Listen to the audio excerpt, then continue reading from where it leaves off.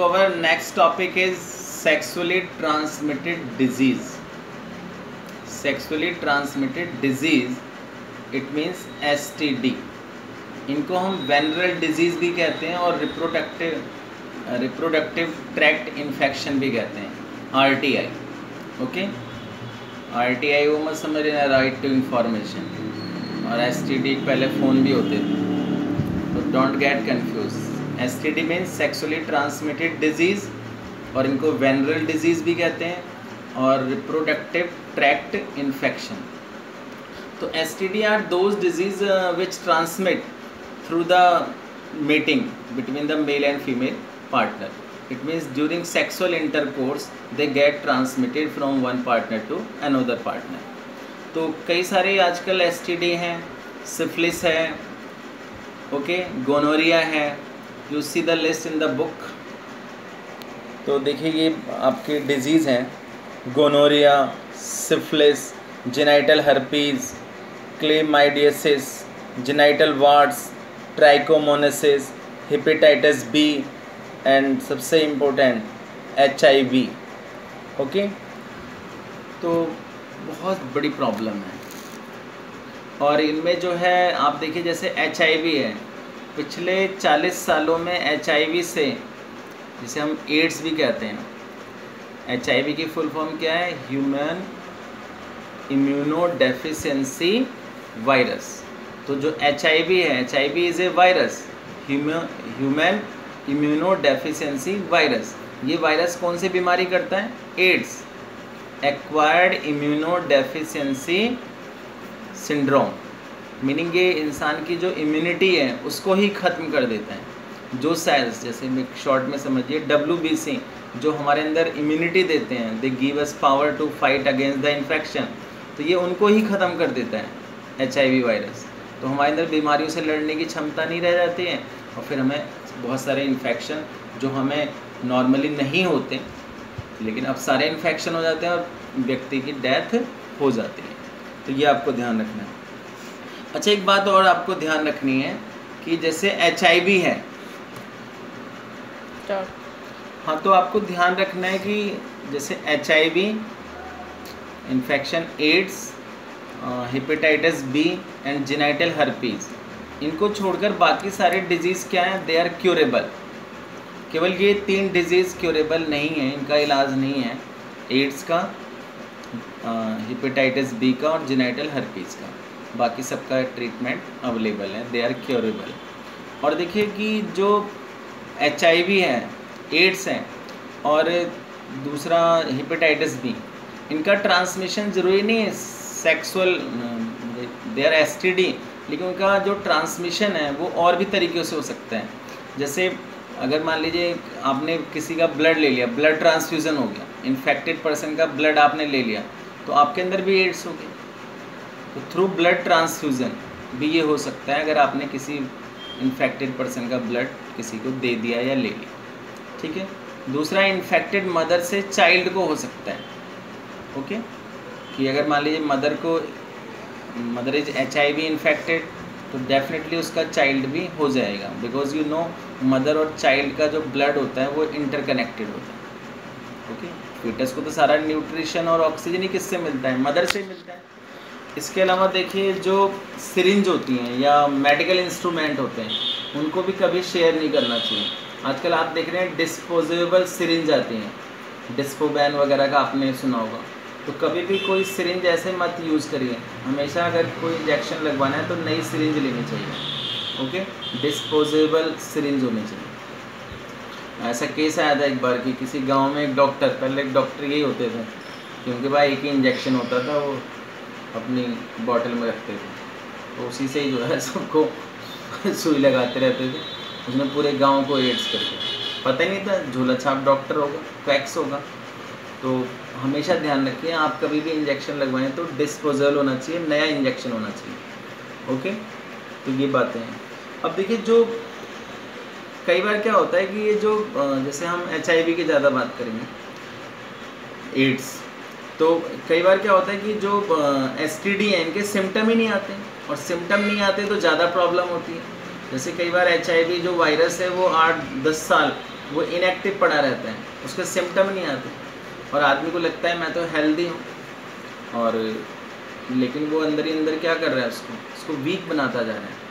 तो अगर किसी भी जो एसटीडी है उसके सिम्टम नहीं आ रहे हैं, जैसे आजकल आप देख रहे हैं कोरोना के भी सिम्टम 10-15 दिन तक कई बार आते ही नहीं हैं, व्यक्ति को लगता है मैं नॉर्मल हूँ, और इतने टाइम में वो क्या करता है, बहुत सारे लोगों को इन्फेक्शन फैला देता है। तो HIV का तो वायरस है, वो 8-10 साल तक इनएक्टिव पड़ा रहता है हमारी बॉडी में, और इतने व्यक्ति क्या होता है कई लोगों को इन्फेक्ट कर देता है। तो अब देखिए, जो अगर ये हो गया किसी को, मान लीजिए सिम्टम नहीं आ रहे और वो इन्फेक्टेड है, तो वो क्या क्या प्रॉब्लम आ सकती हैं, और जो STD होती हैं उसमें क्या सिम्टम्स होते हैं नॉर्मली। तो मैं पहले सिम्टम्स की बात करता हूँ। देखिए यहाँ पर तो इसमें ये होता है, इचिंग शुरू हो सकती है रिप्रोडक्टिव पार्ट में, include itching, fluid discharge, slight pain, swelling etcetera in the genital region, ठीक है। और अगर सिम्टम नहीं आ रहे हैं तो क्या हो सकता है, देखिए ये सब हो सकता है फीमेल के अंदर पेल्विक इन्फ्लेमेटरी डिजीज़ हो सकती है, एबॉर्शन हो सकता है अपने आप ही, स्टिल बर्थ हो सकती है, इकोटॉपिक प्रेगनेंसी हो सकती है, और इनफर्टिलिटी हो सकती है। इकोटॉपिक प्रेगनेंसी क्या है, इसकी बात करते हैं। इकोटॉपिक प्रेगनेंसी होता है कि जैसे मान लीजिए जो फीटस है उसका डेवलपमेंट यूट्रस में होता है, तो कई बार क्या होता है कि फीटस का डेवलपमेंट फैलोपियन ट्यूब में होने लग गया। तो अगर फैलोपियन ट्यूब में फीटस का डेवलपमेंट हो रहा है तो फैलोपियन ट्यूब तो बस्ट हो जाएगी, तो उस केस में तो जो फीमेल है उसकी जान बचाना ही मुश्किल हो जाएगा, ठीक है। तो ऐसा केस आता है। तो अब देखिए इससे बचा कैसे जाए। तो जनरली ये STD किसी को भी हो सकता है, लेकिन नॉर्मली देखा गया है कि जो STD है इसमें ये जो एज ग्रुप है ये सबसे ज़्यादा वल्नरेबल है, 15 से 15 to 24 ईयर्स, क्योंकि इस एज में कहते हैं कोई अकल नहीं होती है और जोश में होश नहीं होता है। तो लेकिन ये हमारे ही कंट्रोल में, हम कैसे इसको रोक सकते हैं, ठीक। तो देखिए इसमें आपकी बुक में दिया हुआ है, ये 3 पॉइंट दिए हैं। First, avoid sex with unknown partner, multiple partner, कि कभी भी अननोन पार्टनर के साथ सेक्स नहीं करना चाहिए, क्योंकि जो अननोन पार्टनर है वो इन्फेक्टेड हो सकता है, और मल्टीपल पार्टनर नहीं होने चाहिए।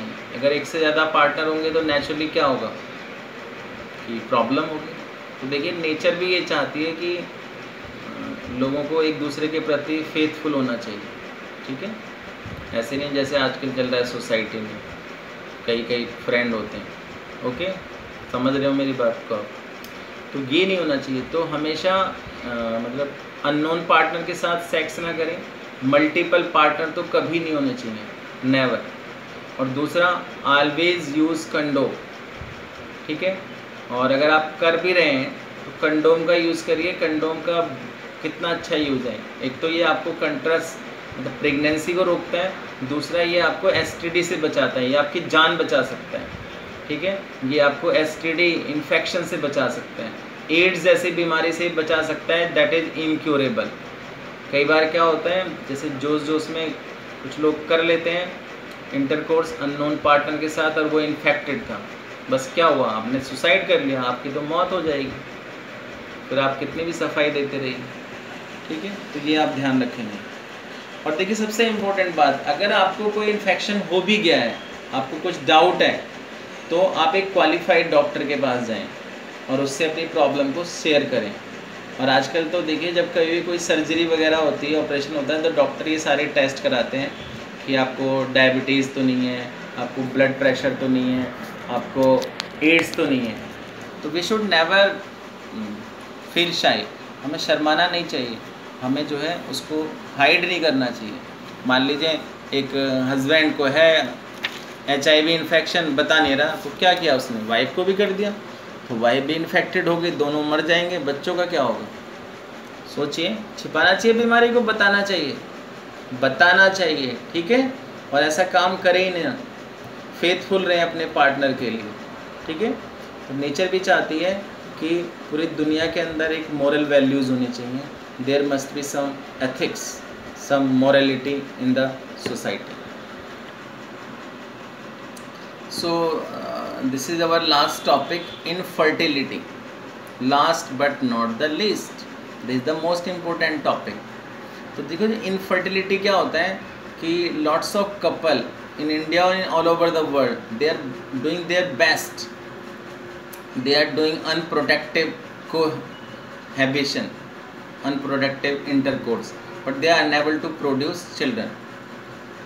सो बहुत ही they feel embarrass in the society. और हमारी सोसाइटी तो आप जानते हैं ऑर्थोडॉक्स सोसाइटी है, और अगर किसी के चाइल्ड नहीं होता है तो उसको कोई समझता नहीं है कि मेडिकल प्रॉब्लम हो सकती है, कि जैसे मान लो किसी को हार्ट में प्रॉब्लम होती है किडनी की, उसका मजाक उड़ाना शुरू कर देंगे. ठीक है, चाहे वो मेल हो या फीमेल, फीमेल का तो जीना ही दुश्वार कर देते हैं. ठीक है, हमारी सोसाइटी ऐसे ऐसे कमेंट करती है. और सोसाइटी में ये भी देखा गया है कि अगर मान लीजिए किसी कपल के बच्चा नहीं हो रहा तो जनरली फीमेल को ब्लेम किया जाएगा. But the studied has been conducted कि in the majority of the cases male is responsible for infertility, not the female. Okay, तो कोई भी रेस्पॉन्सिबल हो सकता है. आजकल बहुत अच्छे अच्छे क्लिनिक है, आप क्लिनिक में जाइए और फर्टिलिटी क्लिनिक है, उनमें टेस्ट कराइए किसके साथ क्या प्रॉब्लम है. तो कोई प्रॉब्लम है तो उसका ट्रीटमेंट होगा. But we don't have right to make fun of any person. और देखिए इसके बहुत सारे रीज़न हो सकते हैं. फिजिकल रीज़न हो सकते हैं, साइकोलॉजिकल रीज़न हो सकते हैं, इम्यूनोलॉजिकल रीज़न हो सकते हैं, और वो भी हो सकता है कोई ड्रग्स वगैरह ले ली हो, उसकी वजह से भी प्रॉब्लम हो सकती है. तो देखिए आजकल ऐसी जो टेक्निक्स हैं उनको हम कहते हैं ART, assisted reproductive technology. Assisted reproductive technology. तो इसमें जो फर्स्ट टेक्नोलॉजी है हम उसकी बात करते हैं, in vitro fertilisation, IVF, in vitro fertilisation. Okay, तो इन विट्रो फर्टिलाइजेशन में क्या होता है कि कई बार क्या होता है कि जो कपल है, मतलब both are perfect, it means both are able to produce gamete. ठीक है, दोनों मेल और मतलब मेल गैमेट बना रहा है, फीमेल गैमेट बना रहा है, लेकिन उनके अंदर जो फर्टिलाइजेशन नहीं हो पाता है गैमेट का.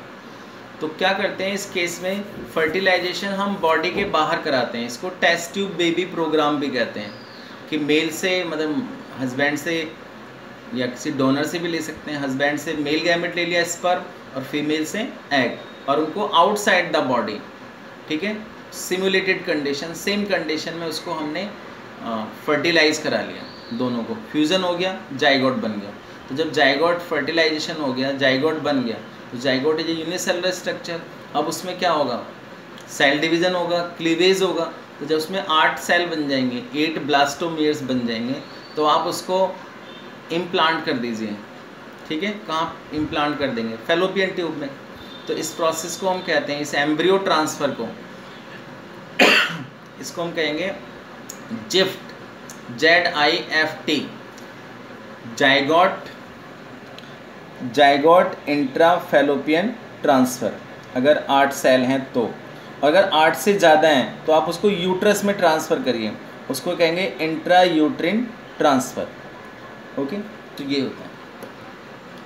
क्लियर? तो इस तरीके से करा सकते हैं, मतलब हम इन विट्रो फर्टिलाइजेशन करा सकते हैं अगर मान लीजिए बॉडी के अंदर फर्टिलाइजेशन नहीं हो रहा है. दूसरा होता है in vivo fertilization. In vivo fertilization क्या है, IN, fusion of gametes with in the female. कि कई बार क्या होता है कि फीमेल के अंदर फर्टिलाइजेशन तो हो रहा है, मेल और फीमेल गैमेट फ्यूज़ तो हो रहे हैं, लेकिन आगे उस जाइगोट का आगे जो डेवलपमेंट है वो नहीं हो पा रहा है. मतलब लेडीज़ के यूट्रस में कुछ प्रॉब्लम हो सकती है कि ladies she is unable to conceive. ठीक है, वो कंसीव नहीं कर पा रही है, या उनके केस में क्या होता है कई बार 2-3 महीने की प्रेगनेंसी के बाद मिस कैरेज हो गया. आपने सुना होगा कई बार लेडीज का केस ख़राब हो गया, तो यूट्रस में कुछ प्रॉब्लम हो सकती है.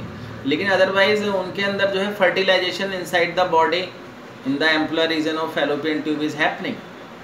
तो उस केस में क्या करते हैं, उनका जो जाइगोट है या फीटस है उसको हम किसी और लेडी के यूट्रस में ट्रांसफ़र कर सकते हैं. आपने सरोगेट मदर सुनी होंगी आजकल, कई बार ये सुना होगा दादी ने दिया पोते को जन्म.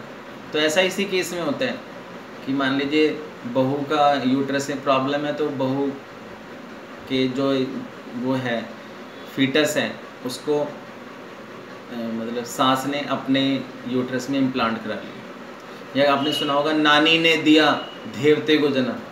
तो वही कि मान लीजिए बेटी की यूट्रस से प्रॉब्लम है, तो बेटी की जो मतलब लेडी है उसकी मदर ने उसके यूट्रस में इम्प्लांट कर दिया गया उस फीटस को, लेकिन बच्चा तो उन्हीं का कहलाएगा ना जिनका मेल और फीमेल गैमेट है। तो इस तरीके से एक और मेथड है गिफ्ट, GIFT। गिफ्ट क्या है? Gamete intrafallopian transfer. कि कुछ लेडीज़ में क्या होता है कि वो they are unable to produce egg, कि उनके अंदर एग ही नहीं बन रहा है, तो उनके अंदर क्या होता है कि किसी डोनर से एग लेकर उनके फेलोपियन ट्यूब में डाल दिया जाता है और फिर वो आगे फर्टिलाइजेशन होगा, फिर नॉर्मल प्रोसेस होगा। एक और मेथड है ICSI intracytoplasmic sperm injection. Intracytoplasmic sperm injection, इसमें क्या होता है कि जो एग है, एग के अंदर इंजेक्शन की हेल्प से स्पर्म की एंट्री करा दी जाती है। ठीक है, डॉक्टर ने इंजेक्शन लिया, इंजेक्शन के अंदर स्पर्म है और उसको फीमेल के एग में एंट्री करा दी इंजेक्शन की हेल्प से। तो उसको क्या नाम दिया हमने? ICSI intracytoplasmic sperm injection. और जो लास्ट मेथड है आर्टिफिशियल इंसेमिनेशन। इसमें क्या होता है कि मान लीजिए कोई मेल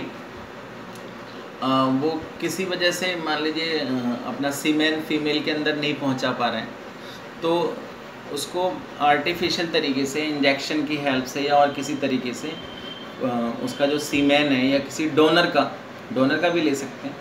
ठीक है, अगर मान लीजिए हस्बैंड में कुछ प्रॉब्लम है तो हस्बैंड में सीमेन भी नहीं बन रहा, तो सीमेन बन रहा है तो सीमेन हस्बैंड का ले लेंगे, और सीमेन भी नहीं बन रहा है तो डोनर का ले लेंगे, और उसको इंजेक्शन की हेल्प से उस सीमेन को फीमेल के वेजाइना में, ठीक है, रिप्रोडक्टिव पार्ट में रिलीज़ कर देंगे, और फिर वो स्पर्म जो है वो मूव करते हुए चले जाएंगे फीमेल के रिप्रोडक्टिव पार्ट में, एम्पुलर रीजन में। वहाँ क्या हो जाएगा? फर्टिलाइजेशन हो जाएगा, जाइगोट बन जाएगा, आगे चलकर फिर वही एम्ब्रियो फीटस और इम्प्लांटेशन और बेबी प्रोड्यूस हो जाएगा। ठीक है, तो ये सब टेक्निक थी।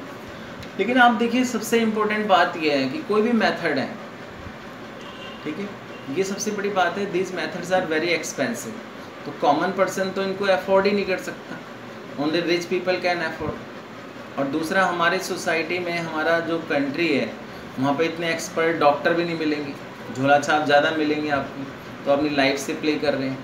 और बहुत सारे इसमें इमोशनल, रिलीजियस और एथिकल इश्यूज आते हैं। आप बताइए, कोई हस्बैंड अलाउ करेगा कि उसकी वाइफ के रिप्रोडक्टिव पार्ट में किसी और का सीमेन जाए?